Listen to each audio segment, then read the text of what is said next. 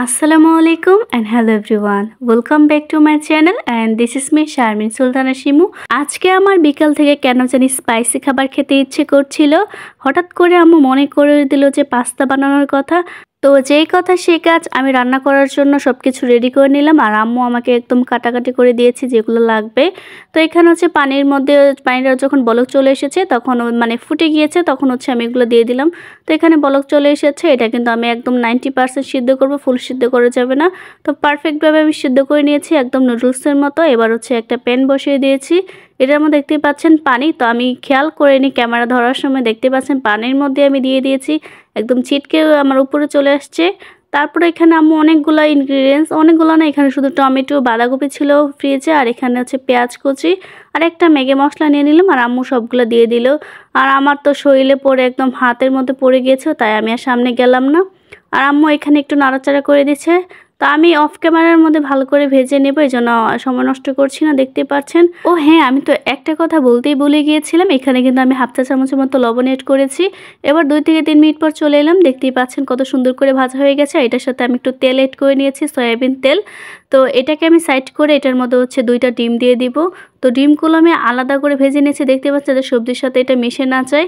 অনেক সময় ডিম আর সবজি একসাথে একদম মিশে গিয়ে বোঝাই যায় না ডিম কোনটা, এজন্য আমি আলাদা করে ভেজে নিচ্ছি। তো এটার মধ্যে হচ্ছে আমি স্পেশাল হচ্ছে গরম মশলা আম্মুর হাতের, আর এখানে হচ্ছে একটু জিরা গুঁড়া দিয়ে নিচ্ছি। এবার হচ্ছে ভালো করে একটু ভেজে নিচ্ছি। এবার হচ্ছে এটার মধ্যে একটা স্পাইসি সস দেবো, এটা হচ্ছে আমি বাসায় বানিয়েছি। এটার মধ্যে হচ্ছে হাফ কাপ পরিমাণ টমেটো সস, আর হাফ কাপ থেকে আরেকটু মানে 4 ভাগের 1 ভাগ হচ্ছে সয়া সস দিয়েছি, একটু চিলি ফ্লেক্স, একটু শুকনো মরিচের গুঁড়া, আর একটু হচ্ছে ধনিয়া গুঁড়া, আর দিয়ে হচ্ছে ভালো করে একটু নাড়াচাড়া করে নিব। তো এটা বাসায় বানিয়েছি আমি, এখানে চিলি ফ্লেক্সটা একটু বেশি দিয়েছি কারণ ঝাল হলে ভালো লাগবে। তারপর আমি আরেকটু চিলি ফ্লেক্স দিব, যেহেতু এটা স্পাইসি বানাবো। আমার হচ্ছে আজকে ঝাল খেতে অনেক ইচ্ছে করছিল, তাই হচ্ছে এখানে হচ্ছে ছোট একটা চামচ দিয়ে দিলাম চিলি ফ্লেক্স।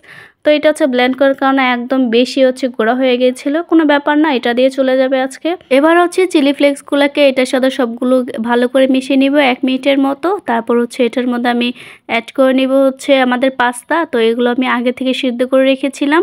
তো এবার 90% ছিল, আর এবার হচ্ছে ফুল হচ্ছে 100% হয়ে যাবে।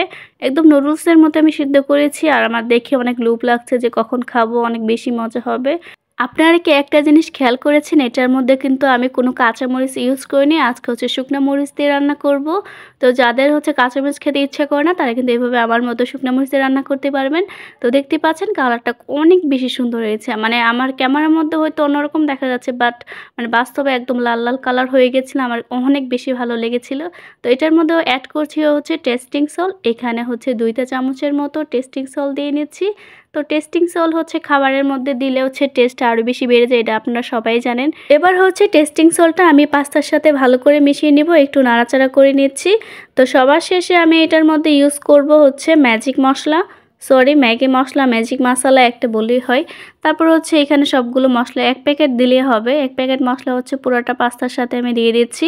তারপর চামচ দিয়ে আমি একটু ভালো করে নাড়াচাড়া করে নিয়েছি। বাবাও চলে এসেছে, বাবাকেও আমি সবার আগে দিয়েছিলাম। তারপর হচ্ছে এটা আরেকটু রয়েছিল, সেটাও দিয়ে দিলাম। তো রেডি হয়ে গেল আমাদের মজাদার স্পাইসি পাস্তা। আমার হচ্ছে এটা বিকালের নাস্তা। তো এটা বাবাকে আমি ফার্স্টে দিয়েছিলাম, বাবা বলেছিল অনেক বেশি মজা হয়েছিল। আপনারা চাইলে কিন্তু এভাবে খুব ইজিভাবে হচ্ছে বানাতে পারেন, আপনাদের কাছে অনেক বেশি ভালো লাগবে।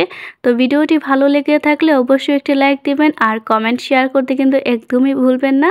আজকে এই পর্যন্ত, সবার সাথে দেখা হবে নতুন কোনো ভিডিওতে। সবাই সুস্থ থাকবেন, ভালো থাকবেন, আল্লাহ হাফেজ।